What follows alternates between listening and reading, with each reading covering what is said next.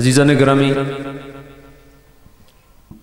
جس چیز کی جانب علامہ روحانی صاحب اشارہ فرما رہے تھے، جس دن ہم پسرور کے اندر حاضر ہوئے تو علامہ عقیل احمد ظہیر اور صاحبزادہ ضیاء المصطفیٰ عتیق صاحب، ان دونوں شخصیات نے اسی جانب اشارہ کیا کہ یہ شہر سیالکوٹ کے اندر کنونشن ہونے کے بعد، اس کے بعد جو تفصیلیں ہیں وہاں تک آپ لے کے آئیں، پسرور کے اندر آئیں، یہاں پہ ہم انشاءاللہ العزیز میزبانی کریں گے اور یہاں پہ بھی کنونشن ہونا چاہیے۔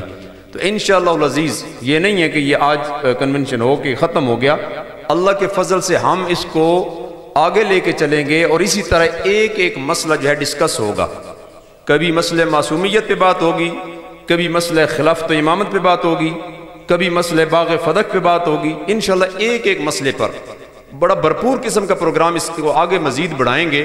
میں دل کی اتھاہ گہرائیوں سے آپ تمام احباب کا شکر گزار ہوں۔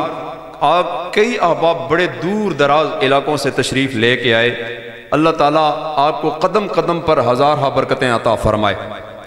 میں جناب احباز الکریم برکی صاحب ان کا شکر گزار ہوں، وہ تشریف لائے۔ جناب محمد اقبال قادری اتاری صاحب ان کے ساتھ دیگر ساتھی بھی تشریف لائے، ان کا بھی میں مشکور ہوں۔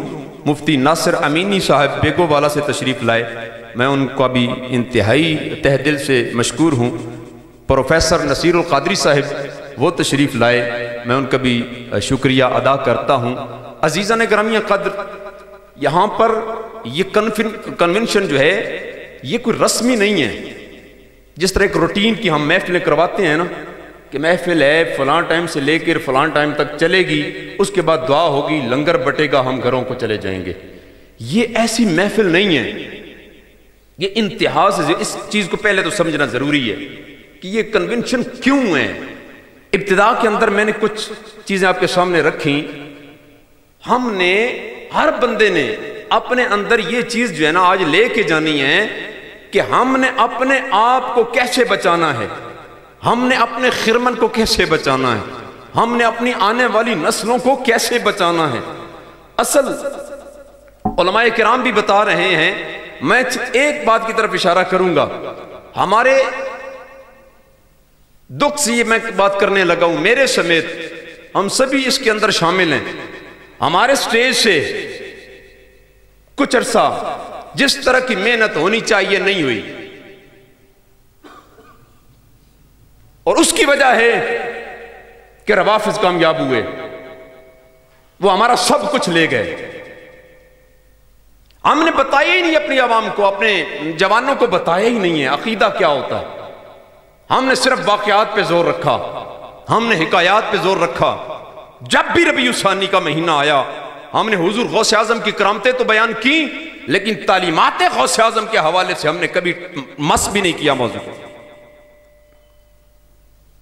یہ ماضی قریب کی بات ہے، کچھ عرصہ پہلے کی بات ہے۔ ایک رافضی وہ ٹی وی پہ بیٹھ کر لائیو وہ ایک پروگرام ہو رہا تھا، لائیو وہ بیان دیتا ہے، وہ کہتا ہے ہم مولا علی کو صرف نبی نہیں مانتے، نبیوں سے بھی افضل مانتے ہیں۔